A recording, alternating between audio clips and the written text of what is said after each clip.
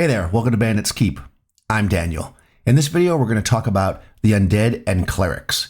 It is October, so I'm going to try to do horror-themed videos for the rest of the month. I know I missed the first week. And I thought this would be a good one because I often get asked about kind of the role of clerics in old school games and also how the mechanics of turn undead work.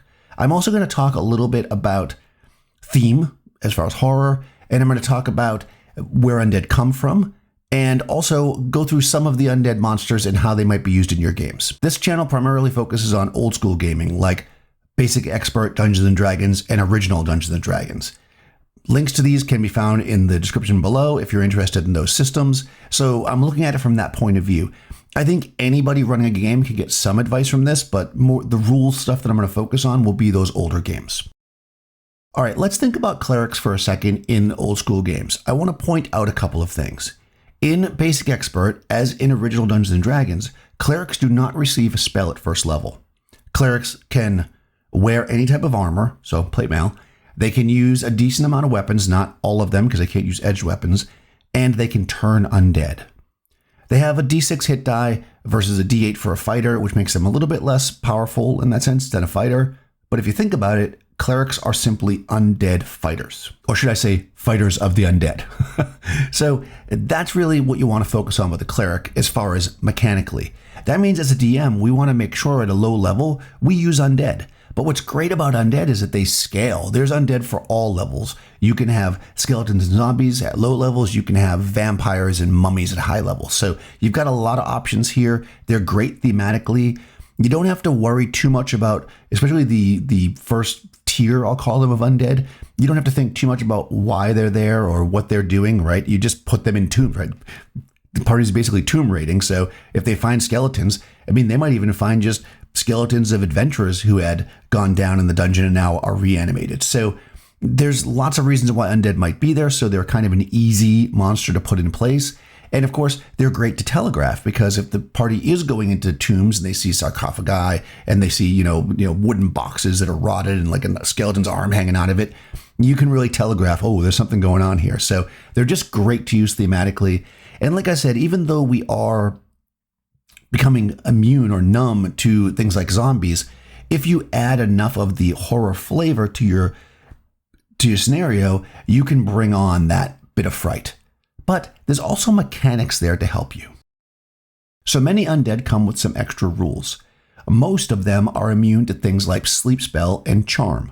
Now, if you have played old school games, you know that the sleep spell and often charm person can be amazingly powerful spells in the hands of a magic user, no matter what their level.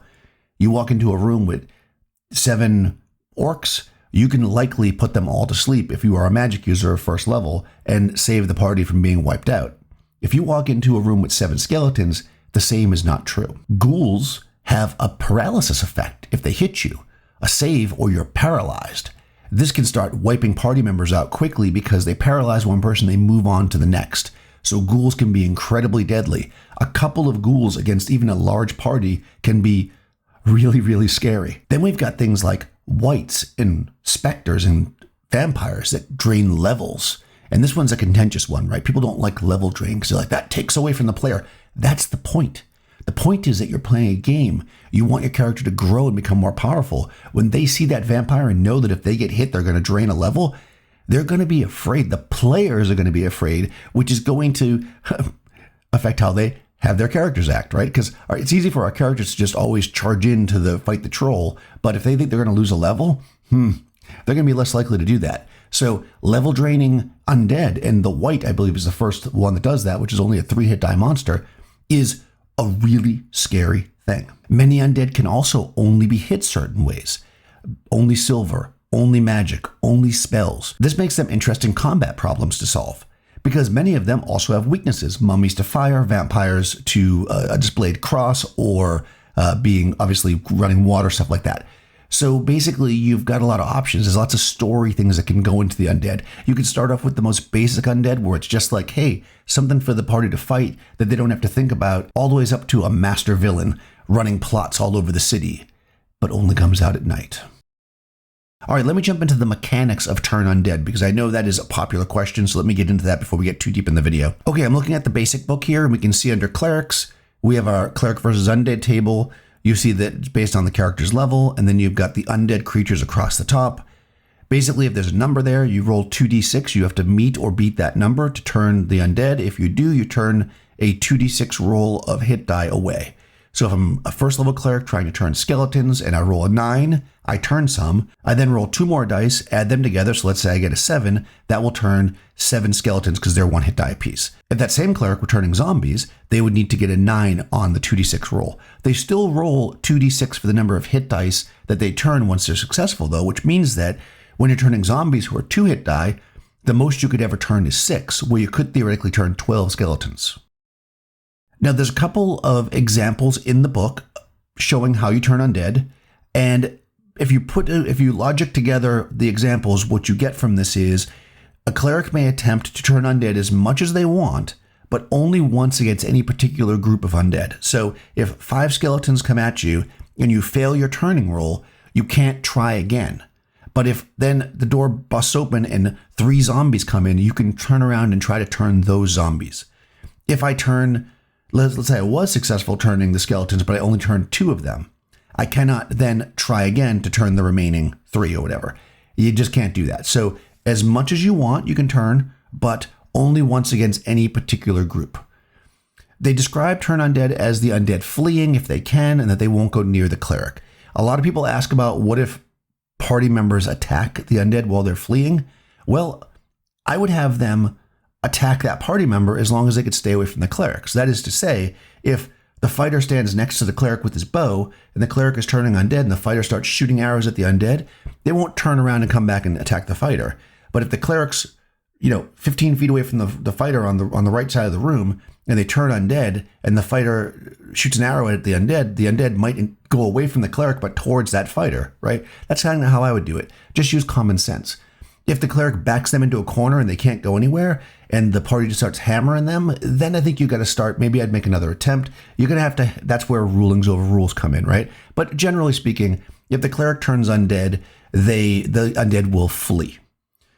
Simple as that, right? It is incredibly powerful because remember I mentioned before, you've got 7 or 8 skeletons in a room, that sleep spell will not take them out. But the cleric can. The cleric can take them out with no spell whatsoever. This makes the cleric very powerful and, as I stated before, an undead fighting machine. Okay, I'm over here in the Cleric versus Undead in the expert book because I just want to show you the full progression here. And the reason why I'm doing this is because what I love to do personally is to create my own monster. So let's say I want to make a 3-headed skeleton monster that's like a 4 hit die creature. What I can do, and obviously I want to allow the cleric to turn it, what does it turn as?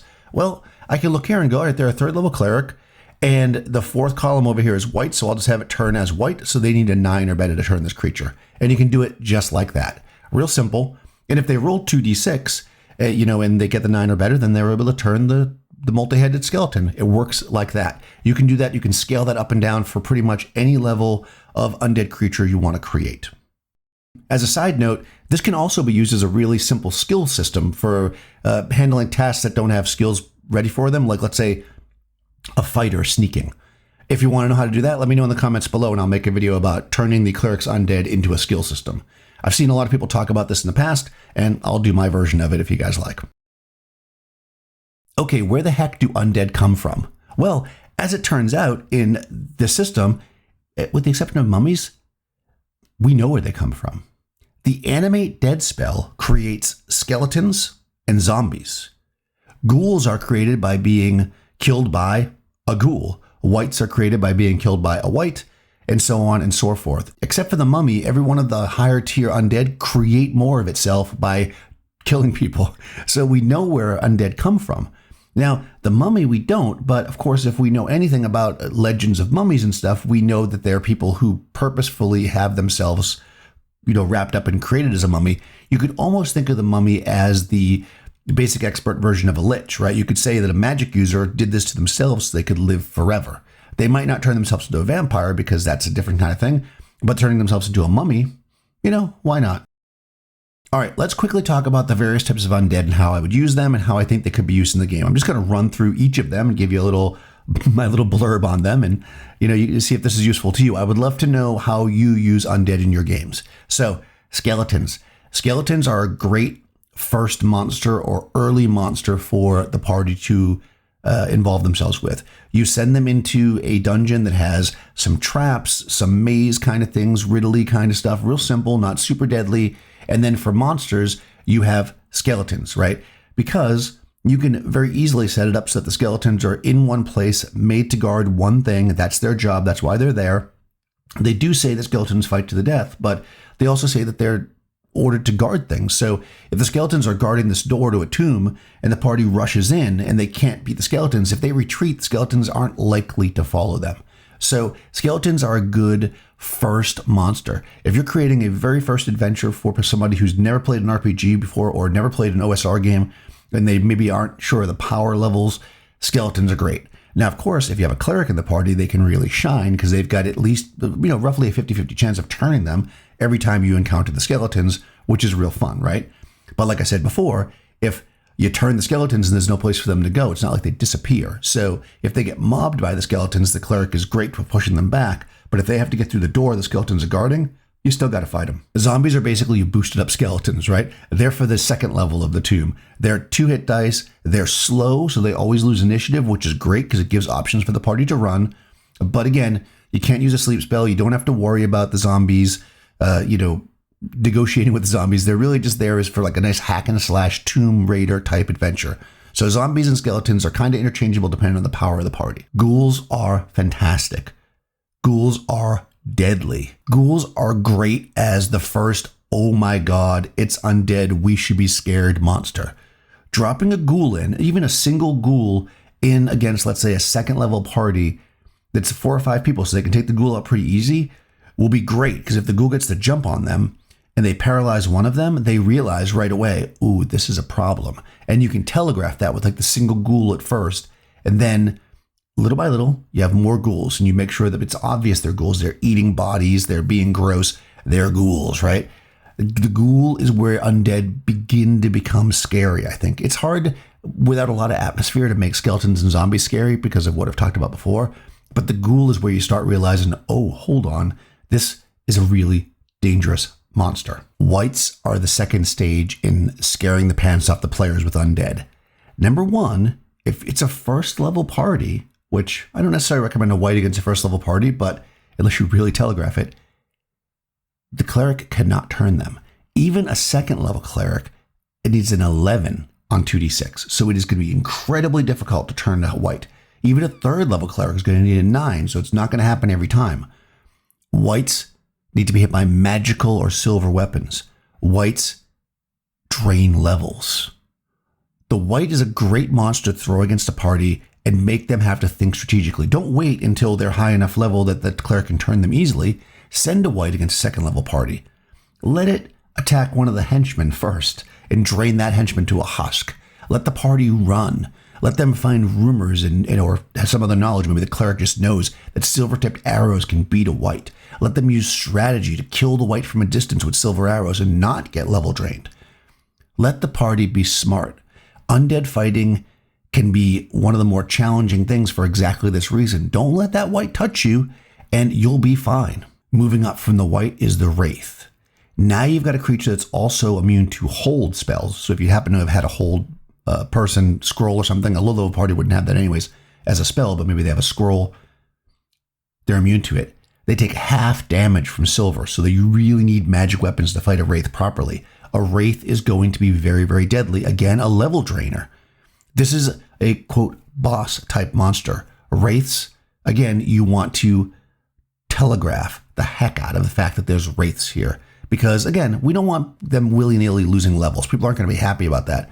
But you want to give them the ability to outsmart these things and not lose levels. The mummy is one of my favorite undead monsters. It's only 5 hit dice, which means that a low-level party can fight a mummy, but it's going to be kind of the, quote, boss, right? Remember that mummies can only be hit by fire and magic weapons, but fire is something that even low-level parties have. Flaming arrows, oil being thrown, torches, all of these are incredibly useful against a mummy. But a mummy hitting you is going to have that mummy rot that we talked about earlier and massive damage. So you do not want to go near a mummy. You want to fight it at a distance. You want to be clever.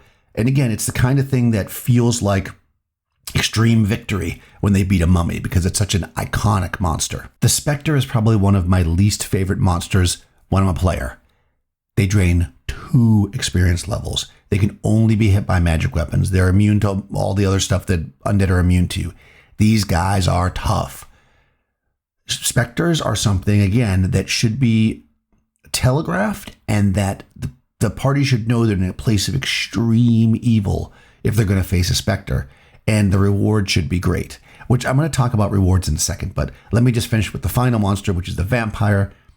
I think that most people that play these games know vampires. Vampires are awesome. They too drain 2 levels. They got a powerful charm spell. The Vampire is the villain. You don't just want a vampire to show up as a wandering monster. I mean, you can do that and have them do a hit and run. But really what you want with the Vampire is they're behind the scenes. They're controlling minions. They've got this setup going on because the Vampire is the one that's clearly the intelligent undead. They're the ones that are scheming and putting things on the back. And they're the ones that the party, again, can destroy if they have enough information and research. They can destroy the vampire's coffins and places of rest. And of course, they can stake through the heart. So the Vampire, in theory, could be killed by anybody if they knew where it was, they could get to it. But a vampire is going to be too smart to make that easy. And I feel like a great kind of short campaign arc could be early on with party of 2nd, 3rd level characters to go against a vampire, to really teach a party to be creative. So let's talk a little bit about rewards.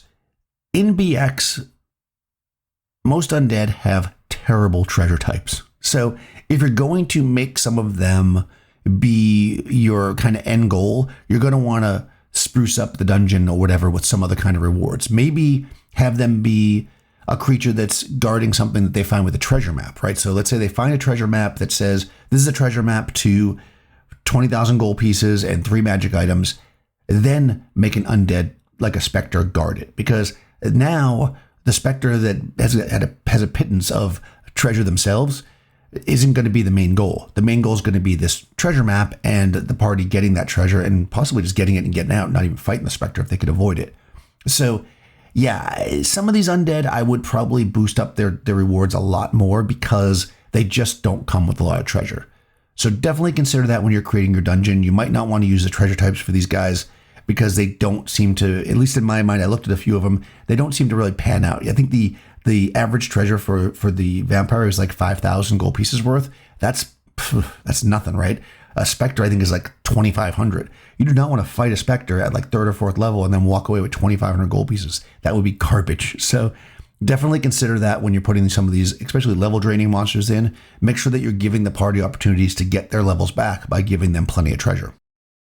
I love undead. I feel like a lot of people playing games have lost their fear of the undead. I think we need to set a tone when we're going to use these as monsters. We need to use their powers that we all hate. We don't like to level drain our players. We don't like to paralyze them and have them feel like they can't do anything and they feel helpless. But that's the power of the undead. The undead should put that fear in the players, which then translates to fear in the player characters. How do you use undead? I would love to know how you use them in games. Are you running an October game? Let me know what you guys are doing this month. I would be really curious. If you haven't already, join the Discord. There's a link to that in the description below. You can also support the channel on Patreon down there. There's a link to my podcast in there. So many links. In any case, I appreciate everybody watching. Please do like the video and subscribe to the channel if you haven't already, and I'll see you next time.